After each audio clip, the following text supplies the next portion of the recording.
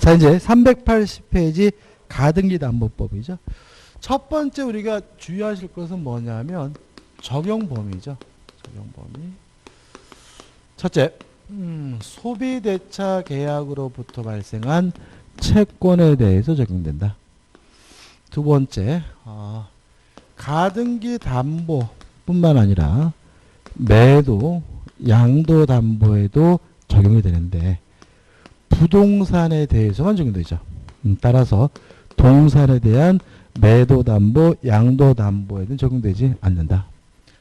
그 다음 세 번째, 목적물의 가액이 뭐보다 더 커야 되냐면 채권액보다 더 커야 된다. 피담보 채권액보다 초과된다. 어차피 한 문제가 나오기 때문에 이 적용 범위는 지문 하나 나오겠죠. 1번이 가장 전형적인 문제인데 가등기 담보라는 법률이 규제하는 담보 형태가 아닌 거죠. 1번, 돈 10만 원을 빌리면서 소비대차죠. 그러니까 소비대차라는 말은 빌리는 거예요. 그 담보로 100만 원 상당의 다이아 반지를 양도했어요. 양도담보인데 문제는 다이아 반지는 동산이죠. 따라서 동산에 대한 양도담보이기 때문에 적용되지 않고요. 1번이 답인 거죠. 2번, 쌀, 시가말을 빌려주고 소비대차입니다. 그러니까 돈이 아니라 소비대차예요. 그죠? 그 담보로 채무자 소유의 토지의 권리 이전의 가등기죠. 그러면 소비대차 계약으로부터 발생한 채권이고 가등기 담보가 설정된 거죠. 적용되죠. 3번, 시가 3천만 원 상당의 토지를 1천만 원에 매각하고 1년의 후에 매도인 1천만 원과 그에 대한 이자를 매수인에게 지급하고 환매하기로 하고 매도담보입니다. 매도담보이죠. 환매가 나오면 뭐가 떠나야 돼요? 매도담보. 이를 등기했다. 그러면 부동산에 관한 매도담보니까 뭐죠? 가담법 적용되죠. 4번, 금전 소비대차에 있어서 1천만 원을 대여받은 자가 그 담보로 자신의 부동산을 채권자 앞으로 이전 등김. 양도담보입니다. 그러니까 부동산에 대한 뭐죠? 양도담보니까 가담법 적용되죠. 5번, 채무자가 1천만 원을 빌리면서 그 담보를 위하여 자기 소유 토지 소유권을 위한 이전을 위한 가등기. 가등기 담보죠. 가담법 적용되죠. 그죠? 답은 1번이죠. 그 다음에 이제 2번, 3번, 4번 보시기 바라고,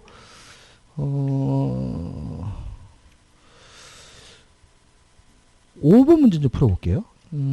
자, 이 381페이지 5번이죠. 자, 두 번째도 기억할 것은 뭐냐면, 가등기 담보는 기본적으로 저당권이다. 저당권 하나하고 글자 하나는 틀리고 똑같은데, 뭐가 혹이 하나 더 붙었다. 권리, 취득에 의한 실행을 할 수도 있는 특수한 저당권이 가등기 담보, 양도 담보, 매도 담보다. 그죠?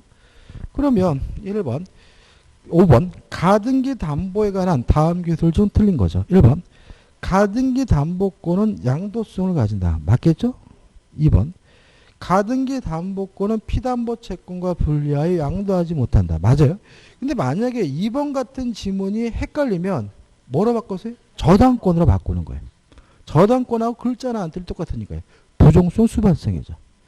3번, 담보권 설정자가 파산한 경우에 가등기 담보권자가 별채권을 가지는 것은 아니다. X. 별채권이 있어요. 왜요? 저당권이 있으니까요. 그래서 우리가 별채권이 있는 권리가 저당권, 유치권, 전세권, 별채권이 있고, 그 다음에 가등기 담보, 양도 담보, 매도 담보도 기본적으로 뭐예요? 저당권이니까 별채권에 인정이 되죠. 4번, 가등기 담보권의 설정자는 채무자 이외의 제3자도 가능하다. 이 사람 우리가 뭐라 그러죠? 물상보증인이라고 하죠. 그죠? 5번, 가등기 담보권에도 물상대의성이 인정할 수 있다. 맞겠죠? 왜요? 저당권에도 물상대의성이 있으니까요. 답은 3번입니다. 그 다음 이제 뭘 공부하면 되는 거죠? 실행을 공부하면 되는 거죠. 그래서 넘기셔가지고 8번 문제를 볼게요. 가등기 담보 있어 채권자의 담보권 실행에 관한 다음 설명 중 틀린 것은 1번. 채권자가 채무자에게 지급할 청산금을 계산함에 있어서는 선순위 권리자의 채권액을 고려하여야 한다. 맞아요. 그죠? 자, 한번 생각해 보자고요. 자, 일단 기본적으로 변제기가 지난 후에 실행 통지를 하게 되는데, 실행 통지를 할 때 뭘 통지하냐면 청산금이 얼마인지를 통지하는데, 청산금은 어떻게 계산하냐면 목적물의 가액에서 가등기 담보권자 자신의 채권액과 선순위 권리자의 채권액을 합산해서 공제하게 되는 거죠. 왜냐하면 가등기 담보가 실행이 되면 가등기 담보보다 선순위 권리는 뭐 되지 않아요? 소멸되지 않으니까요. 그래서 합산해서 공제하게 되니까 1번 1번 채권자가 채무자에게 지급할 청산금을 계산함에 있어서는 선순위 권리자의 채권액을 고려하여야 한다. 5. 맞는 지문이 되는 거죠. 그죠? 그 다음에 더 보면 실행 통지라고 2달 기다렸다가 실행하게 되는데 2달 기다려야 되는 기간을 우리가 청산 기간이라고 하고요. 2달 기다렸는데도 돈을 안 갚으면 청산금을 지급하고요. 자기 앞으로 본 등기를 하게 되면 모든 절차가 끝나요. 문제가 있어요. 채권자에게 대단히 부담스럽습니다. 왜 그러냐면 일반적인 경매의 경우에는 채권자는 법원에다가 신청을 하면 법원에서 알아서 하는 거죠. 그죠? 근데 가등기 담보는 변제기 후에 실행 통지하고 2달 기다렸다가 청산금 지급하고 본등기를 하고 누가 채권자가 스스로 다 해야 돼. 그래서 특별 규정을 두고 있는데 2번.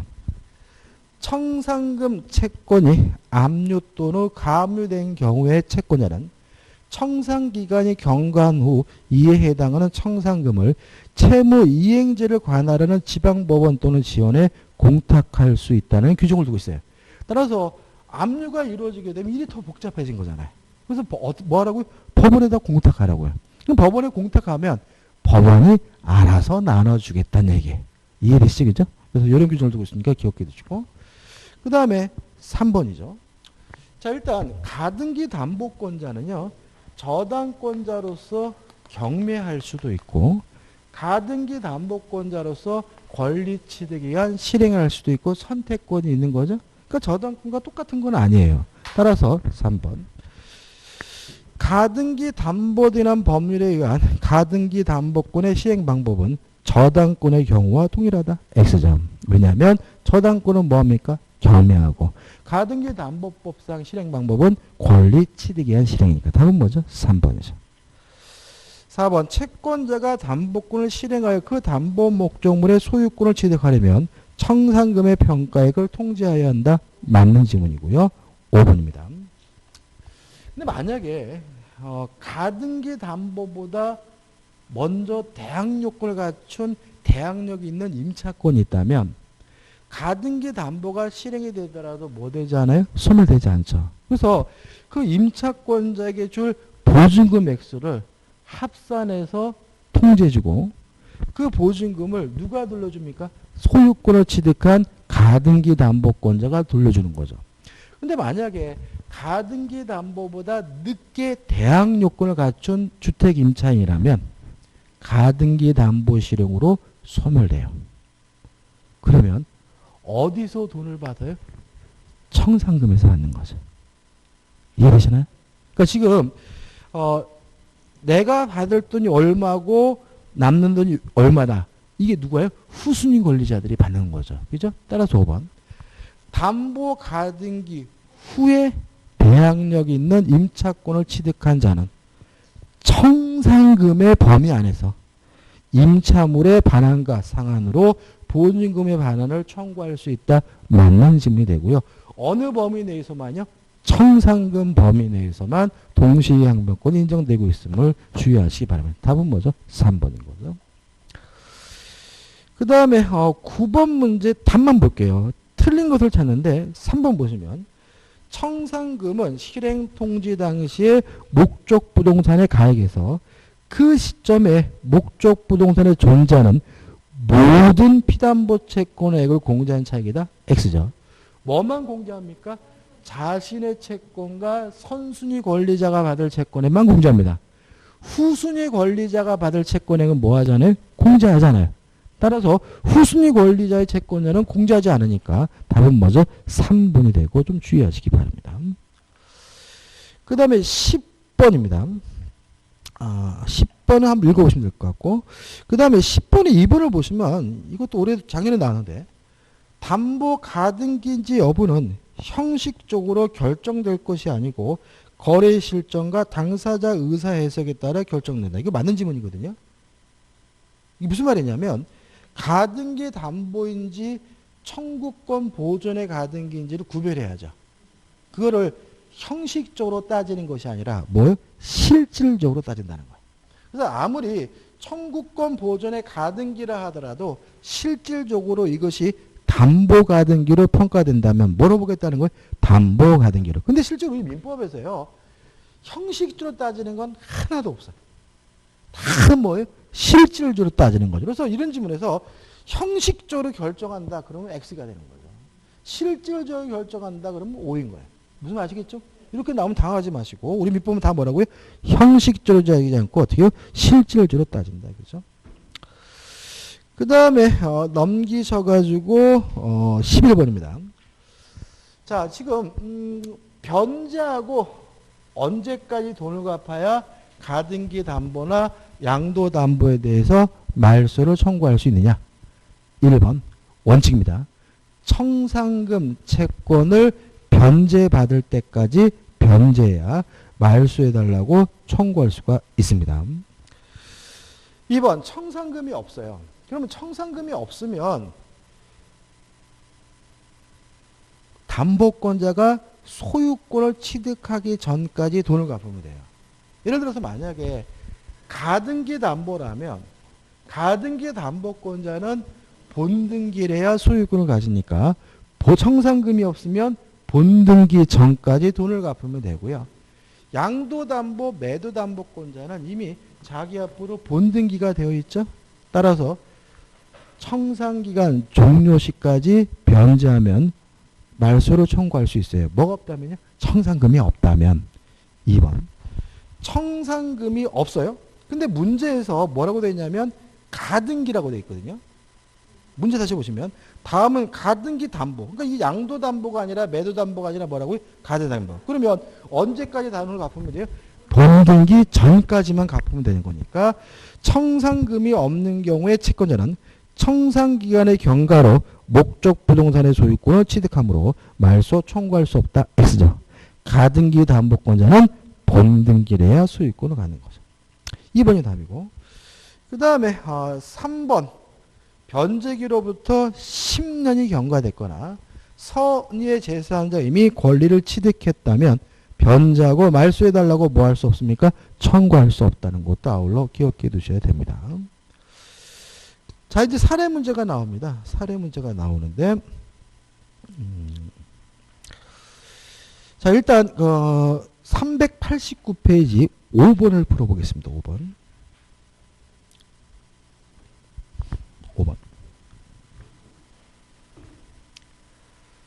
갑은 을의 X토지에 대하여 가등기 담보권을 취득하였으나 을은 변제기에 채무를 이행하지 않고 있다. 다음 설명 중 틀린 거죠. 1번. 갑은 X토지 경매를 청구할 수 있다. 맞죠? 왜냐하면 가등기 담보권자도 기본적으로 뭐예요? 저당권이니까요. 2번. 제3자가 경매로 X토지 소유권을 취득한 경우 갑은 가등기 담보권을 소멸한다. 맞죠? 왜냐하면 경매가 이루어지게 된 모든 저당권 소멸된다는 원칙에 따라서 가등기 담보도 뭐죠? 저당권이니까요. 3번. 갑이 담보 계약에 따른 담보권을 실행하여 X토지 소유권을 취득하기 위해서는 청산 절차를 거쳐야 된다. 기본적으로 맞는 지문이고요. 4번. X토지의 후순위 권리자죠. 자, 이런 문제입니다. 자, 청산금이 얼마인지 실행 통지를 누구한테 하냐면 채무자 등에게 하고요. 채무자 등에게 통지했다는 사실을 후순위 권리자, 후순위 저당권자에게도 뭘 해줘야 됩니까? 통지를 해야 되고 요 통지를 받은 후순위 권리자는 청산금의 액수 가지고 다툴 수는 없고 2개월이라는 청산기간 내라면 뭐 할 수 있습니까? 경매를 청구할 수가 있는데 항상 조심할 것은 변제기가 도래하지 않고 있더라도 경매를 청구할 수 있다는 거죠. 다시 말하면 후순위 권리자 입장에서 자신의 채권의 변제기가 도래하지 않았더라도 청산기간 내라면 뭐 할 수 있습니까? 경매를 청구할 수가 있는 거죠. 따라서 4번 X토지의 후순위 권리자는 청산기간에 한정하여 그 피담보 채권의 변제기 도래 전이라도 X토지의 경매를 청구할 수 있다. 5 맞는 질문이 되겠죠. 5번 청산기간 전에 을의 다른 채권자의 강제 경매로 제3자가 X토지 소유권을 취득했어요. 가등기담보 24입니다. 왜요? 경매가 이루어지면 모든 저당권은 무조건 뭐예요? 소멸된다는 원칙에 따라서. 가등기담보 이미 소멸됐기 때문에 갑은 가등기 기한 본등기를 청구할 수 있다는 질문은 뭐죠? X가 되는 거죠. 답은 5번이 되네요. 그 다음에 6번과 7번 양도담보에 관한 문제인데요. 7번 문제를 풀어볼까요? 7번 391페이지 7번입니다. 갑은 을로부터 1억 원을 빌리면서 갑소시가 2억 원 상당의 토지를 을에게 양도담보로 제공하고 소유권 이전 등기까지 맞춰주었다. 다음 중 이 사안에 대한 설명으로 맞는 것은 1번 변제기로부터 10년이 지났다면 변제하고 뭐 할 수 없습니까? 말소해달라고 청구할 수가 없으니까 1번은 뭐죠? X가 되고요. 그 다음에 2번 10년이 안 됐더라도 청산금을 받았다면 청산금을 수령했다면 변제하고 말소해달라고 뭐 할 수 없습니까? 청구할 수 없으니까 2번도 뭐죠? X가 되는 거죠. 3번 을이 양도담보권자가 변제기 전에 윗토지를 병에게 매각했어요. 양도담보권자가 자기 앞에 등기된 곳을 기하로 제3자에게 팔아먹으면 제3자는 선이면 권리를 취득한다는 것이 우리 판례 입장이므로 병이 선이면 병은 소유권을 취득한다는 질문은 뭐죠? X가 되는 거죠. 답은 뭐죠? 3번이죠. 맞는 질문이죠. 맞는 질문이고 답은 뭐죠? 3번이죠. 딴 생각을 했어요. 답은 3번입니다. 4번 가등기 담보법 적용되나요?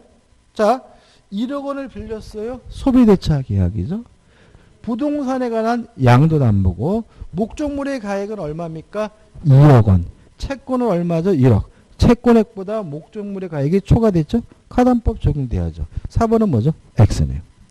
그 다음 5번 돈을 안 갚으면 변제하지 않으면 실행 통지하고 2달 기다렸다가 청산금을 지급해야 비로소 소유권을 취득하니까 곧바로 소유권을 취득한다. 5번도 뭐죠? X가 되는 거죠. 양도담보에 대해서는 7번 하나 정도만 확실하게 내 것으로 만들면 될 것 같아요. 나머지 것들은 뭐죠? 반복적이니까 한번 풀어보시기 바랍니다. 자, 이제 394페이지 오시면 이제 부동산 실권리자 명의등기에 관한 법률이죠. 자, 부동산 실명법은요, 한 문제는 무조건 나오고 때에 따라서 뭐죠? 2문제. 근데 실제 우리가 풀어야 되는 것은 뭐죠? 4가지만 풀면 돼요. 일단 3번 유효한 명의신탁이죠. 3번. 자, 우리가 부부간 종중재산 그 다음에 종교 집단의 재산은 세금 포탈 등의 불법한 목적이 없으면 유효하고요. 유효한 명의신탁 결론은 대내적으로는 갑 명의신탁자고 대외적으로는 을 명의수탁자건 거죠. 3번 문제입니다. 갑 종중이 그 소유 부동산을 종은 을에게 명의신탁하였다. 이 사안에 관한 다음 설명 중 옳지 않은 것은 1번 현행법 하에서도 이 명의신탁 약정은 특별한 사정이 없는 한 유효하다. 5. 2번 그러나 이 명의신탁이 조세포탈, 강제집행 면탈 또는 법령상의 제한의 회피를 목적으로 한 경우에는 효력이 없다. 합치면 불법한 목적이 없는 한 종중재산에 관한 명의신탁은 유효하죠. 3번 대외적으로는 을이 소유자죠. 따라서 병은 제3자는 선악불문하고 소유권을 갖는 것이 원칙이니까 3번 병이 명의신탁 사실 알고 을로부터 이 부동산을 매수하고 소유권 이전 등기를 한 경우에도 병은 원칙적으로 소유권을 취득한다. 맞는 질문이죠. 근데 4번 예외적으로 무효가 될 수 있죠. 아는 것을 넘어서 적극 가담하면 그때는 반사회적 병에서 무효입니다. 4번 병이 을의 배임행위에 적극 가담하여 매수하고 소유권 이전 등기를 하였다면 병은 소유권을 취득할 수 없다. 오, 맞는 질문인 거죠. 그러면 5번 갑은 어떻게 해야 돼요? 병의 등기에 대해서 말소를 청구할 수 있겠죠? 을을 대회해서. 왜냐하면 대외적으로는 갑이 소유자가 아니라 누구예요? 을이 소유자니까. 따라서 5번 위 사의 경우 갑, 종, 중, 을을 대의하지 않고도 병을 상대로 소유권 이전 등기의 말소를 청구할 수 있다는 질문은 뭐죠? X가 되는 거죠. 답은 뭐죠? 5번인 거죠. 그 다음 넘겨보시면 이제 4번이 나오는데 4번 풀어보죠. 병소의 부동산을 취득하고자 하는 부동산 투기업자 갑은 탈세 목적으로 친지 을과 사이에 명의신탁 약정을 맺고 을에게 매수 자금을 주면서 병과 매매 계약을 체결하도록 하였다. 을은 갑의 부탁대로 명의신탁 약정이 있음을 모르는 병과 매매 계약을 체결하고 소유권 이전 등을 격려받았어요. 옳은 걸 찾습니다. 자, 이런 걸 우리가 계약 명의신탁을 하죠. 다시 말하면 명의수탁자인 을이 직접 매매 계약하고 등기됐잖아요. 일단 특징은 갑과 을 간의 명의신탁 약정은 변함없이 무효입니다. 다만 을과 병 간의 매매는 유효하고 특히 병이 선이라면 을의 등기는 무효가 아니라 유효라는 것이 우리 법의 태도예요. 그래서 문제 지문에서 명의신탁 약정이 있으면 모르는 병이죠. 그럼 병이 뭐예요? 선이에요. 그러면 을 앞에 이루어진 등기는 뭐죠? 유효하고 병은 확정적으로 소유권을 갖습니다. 자, 옳은 걸 찾습니다. 1번 갑은 을을 상대로 이전 등기의 말소를 청구할 수 있다. X. 왜요? 을이 소유자니까요. 2번 갑은 을 사이 명의신탁 약정은 유효하다. X. 명의신탁 약정은 무효죠. 그래 무효니까. 3번 갑은 을을 상대로 명의신탁 약정의 해지를 이유로 X예요. 해지할 수 없어요. 왜냐하면 해지라는 것은 유효한 계약을 장래향할 그 효과를 소멸시키는 게 해지거든요. 그럼 계약 자체가 이미 무효라면 뭐 할 수 없는 거예요? 해지할 수 없는 거예요. 따라서 명의신탁 약정이 무효니까 해지할 수 없고 해지를 이유로 이전 등기 달라고 청구할 수는 없는 거죠. 4번 을은 소유권을 취득한다. 맞죠? 왜냐하면 계약 명의신탁이고 매도인이 선이면 명의수탁자의 등기는 유효하니까. 답은 뭐죠? 4번이죠. 따라서 을이 소유권을 취득했으니까 5번 만약 을이 정에게 매도하고 이전 등기를 해줬는데 정이 갑과 을 사이 명의신탁 일정을 알았다면 정은 소유권을 취득하지 못한다. X가 되는 거죠. 선악불문하고 소유권을 갖겠죠. 그다음 5번은 중간 생략형 명의신탁 또는 3장 명의신탁이죠. 갑은 을 앞으로 등기된 그 부동산을 을로부터 매수하고 그 매매대금 전부를 지급한 다음에 그의 명의를 빌려 병 앞으로 소유권 이전 등기를 하였다. 그러면 명의신탁자인 갑이 을과 매매 계약을 하고 이전 등기는 명의수탁자인 누가 앞으로요? 병 앞으로 이전 등기를 해준 중간 생략형 명의신탁 3자간 명의신탁이고요. 결론은 명의신탁 약정도 무효고 등기도 무효입니다. 이제 유효한 것이 있는데 갑과 을 간의 매매 계약은 뭐죠? 유효하다. 그거 하나만 좀 조심하세요. 자, 옳지 않은 걸 찾습니다. 1번 정이 병에 대하여 금전을 대여하고 그 담보로 병 앞으로 병으로부터 위 부동산 저당권 설립 증의를 받았어요. 그럼 아무튼 병이 정에게 팔아먹고 이전 등기를 해줬다면 정은 선악불문하고 소유권을 취득하는 것처럼 정은 선악불문하고 저당권을 취득해야 되거든요. 따라서 정은 선이 악의를 불문하고 저당권을 취득하지 못한다. X고요. 답은 뭐죠? 1번이 되는 거죠. 2번 갑은 위 매매 계약에 기하여 자기 앞으로 소유권 이전 등기를 격려받기 위하여 을을 대의하여 병에 대하여 그 소유권 이전 등기 말소를 청구할 수 있다는 것이 판례 태도입니다. 다시 말하면 갑이 직접 병에게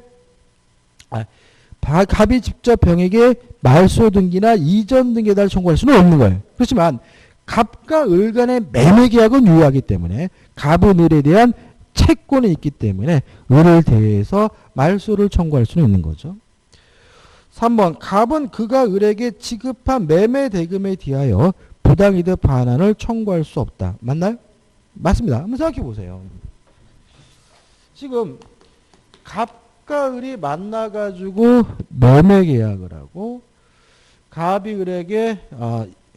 을에게 매매 대금을 뭐 했어요? 지급을 했는데 을이 병에게 뭘 해줬습니까? 이전 등기를 해줬죠. 그럼 을이 받은 이 매매 대금이 뭘 수는 없어요? 부당이득일 수는 없는 거죠. 왜냐하면 갑과 을 간의 매매 계약은 유효하니까요. 따라서 3번은 뭐죠? 맞는 질문이죠.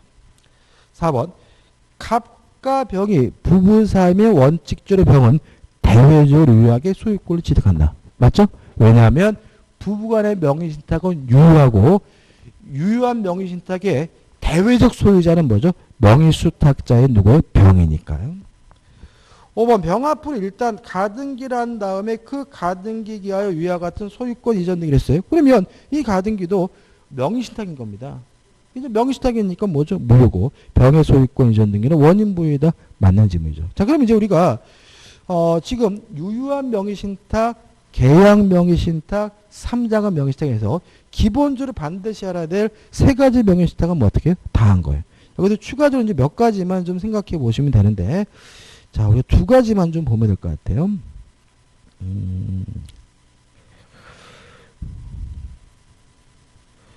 갑자기 눈에 안 들어오네.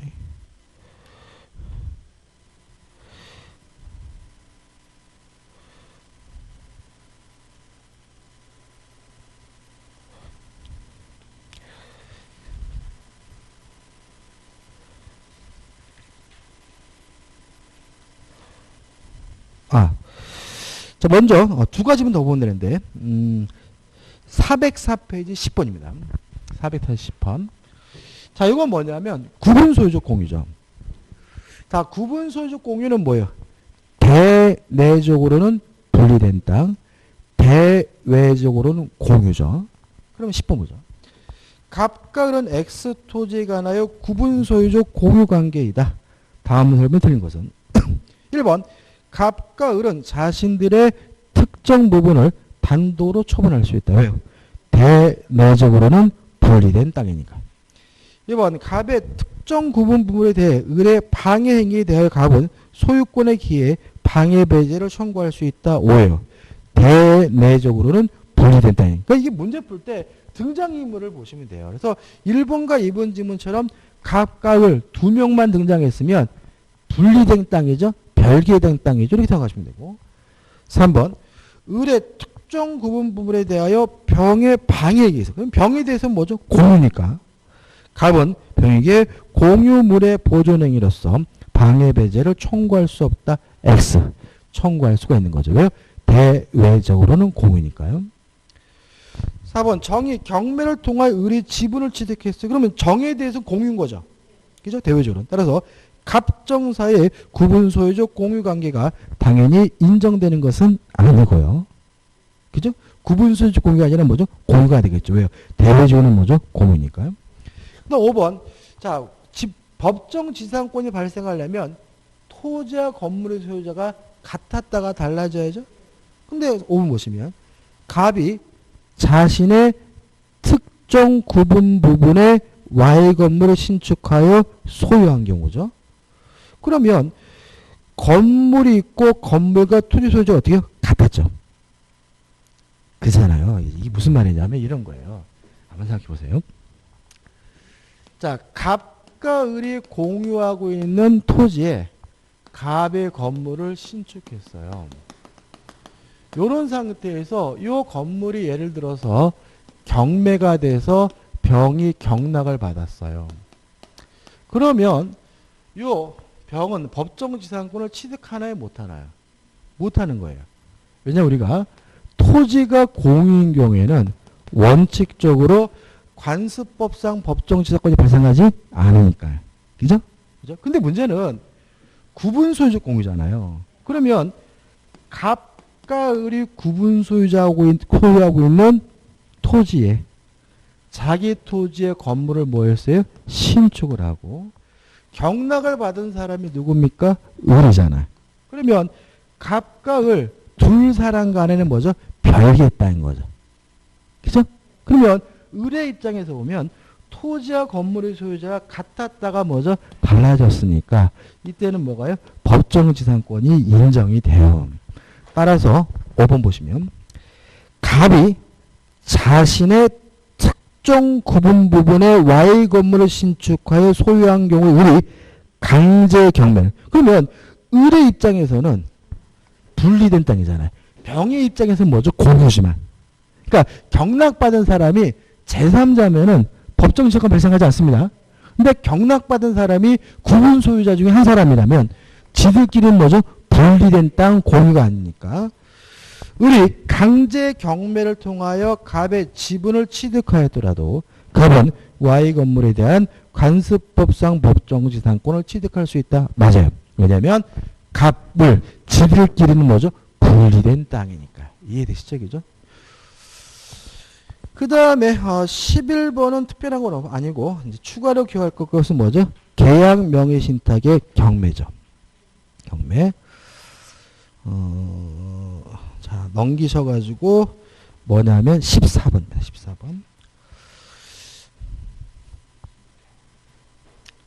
자, 이게 마지막 문제입니다. 이게. 자, 우리가 계약 명의 신탁이고 명의 수탁자의 등기가 유효하려면 매도인이 선해야 돼요. 근데 만약에 경매의 경우에는 매도인이 선악불문하고 매수 경락받은 사람은 소유권을 갖습니다. 왜냐하면 경매의 경우에는 누가 하는 거죠? 법원이. 근데 매도인은 누굽니까? 채무자잖아요. 근데 법원에서 이루어진 경매의 경우에 채무자가 알았는지 몰랐는지는 뭐 할 필요 없어요? 따질 필요가 없는 거예요. 그래서 경매에 의한 계약 명의신탁의 경우에는 채무자의 매도인이 알았는지 몰랐는지 상관없이 등기는 항상 유효합니다. 14번이죠. 갑은 2015년 10월 17일 경매 절차가 진행 중인 을소의 토지를 취득하기 위하여 병에게 매수 자금을 지급하면서 병 명의로 소유권 이전 등기를 약정하였다. 병은 위 약정에 따라 위 토지에 대한 매각 허가 결정을 받고 그 매각 대금을 완납했죠. 그럼 뭐예요? 경매죠. 자신의 명의로 소유권 이전 등을 마쳤다. 다음 생각 오는 거죠. 그러면 계약 명의 신탁의 경매니까 매도인이 선이든 악이든 따지지 않고 그 등기는 뭐 한 거죠? 유효한 거죠. 기억. 갑과 병 간의 관계는 계약 명의 신탁이다. 맞네요. 그죠? 그죠? 2번. 갑과 병의 명의신탁 약정 사실이 않았다면 병은 토지의 소유권을 취득하지 못한다. X네요. 1번. 갑은 병에 대한 매수자금 상당을 부당이득 반환을 청구할 수 있다. 맞아요. 다시 말하면 따라 4번 3번이고 병은 확정적으로 소유권을 가지니까 갑이 병에게 이전 등기해달라고 청구할 수는 없어요. 다만 준 돈, 매수 자금에 대해서는 부당이득으로서 반환을 청구할 수 있다는 것이 우리 판례 입장이라는 것까지 기억해 두시면 되겠죠. 자, 여기까지 풀어보면 될 것 같죠? 그죠? 16번도 거의 똑같습니다. 그죠? 자, 이렇게 해가지고 이제 우리가, 좀 빨리 봤는데, 문제 시간이 끝났고요. 다음 주부터 우리가 동영모의사 하죠. 그죠? 그래서 6시 오셔가지고, 6시 50분까지 푸시고, 7시부터 또 뭘 해드립니까? 해설을 해드려요. 그죠? 해드리는데, 제가 강의를 해보면 가장 효율적인 강의는 동영모의사인 것 같아요. 왜냐하면은, 내가 풀고 바로 해설을 들으면, 문제를 풀 때 잘못 생각하고 있던 것이 뭐가 돼요? 교정이 되거든요. 그래서 동영 모의고사도 좀 많이 들으셨으면 좋겠어요. 그죠? 자, 오늘 수고 많으셨습니다. 고맙습니다.